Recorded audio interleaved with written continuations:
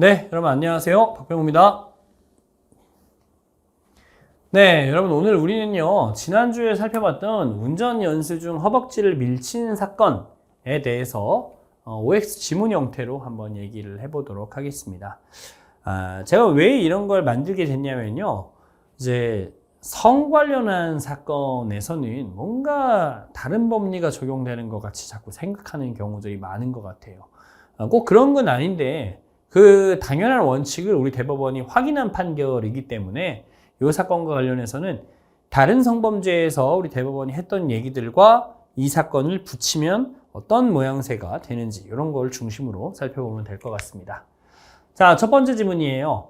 개별적 구체적인 성추행 등 사건에서 피해자가 처해 있는 특별한 사정을 충분히 고려하지 않은 채 피해자 진술의 증명력을 가볍게 배척하는 것은 정의와 형평의 이념에 입각하여 논리와 경험의 법칙에 따른 증거 판단이라고 할 수가 없으므로 피해자가 피고인의 허벅지에 손을 접촉하였다라고 진술한 이상 피고인의 고의 여부가 의심스럽더라도 피해자 진술에 따라 강제추행죄가 성립한다.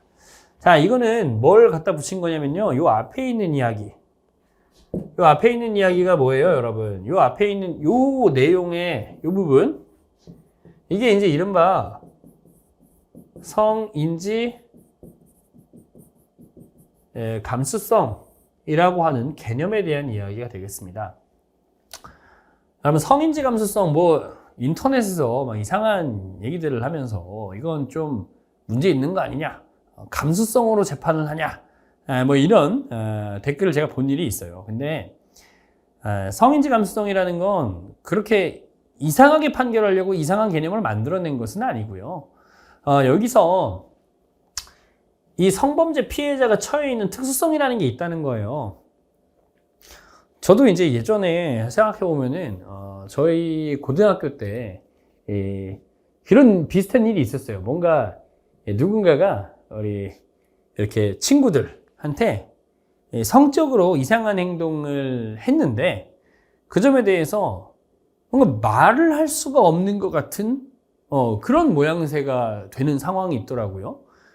서로 불편해질 것 같은 거지, 이게. 그래서 말을 못하는 상황이 되면 그 피해자가 처해 있는 특수한 사정에 대해서 10분 충분하게 공감하고 판결을 해라. 이런 게 이제 성인지 감수성의 얘기거든요. 그래서 이 성인지 감수성이라는 개념 자체가 이상한 게 아니고, 우리가 너무 성범죄 사건에 대해서 좀 이상하게 받아들이는 경향들이 있는 것 같아서 제가 이 앞에 이야기 붙이면은 마치 우리가 봤던 운전연수 중 허벅지를 밀친 저 사건에서도 뭔가 성범죄가 돼야 될 것 같은 그런 기분이 들 수가 있단 말이에요.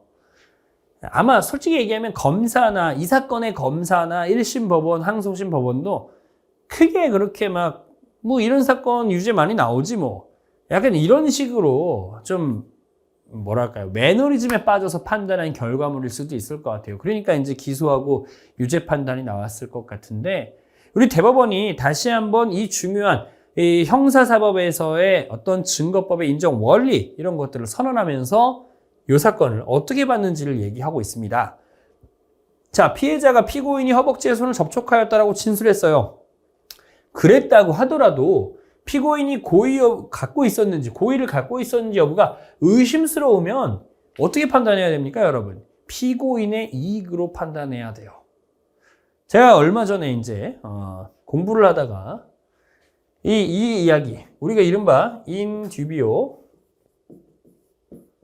pro reo라고 하는 의심스러울 때는 피고인의 이익으로 라고 하는 이 법리, 이거 이제 저도 오래 들어왔던 말인데 외국에서만 있는 말인 줄 알았는데 우리 세종대왕님 세종실록에 이런 얘기가 나오고 있습니다, 여러분.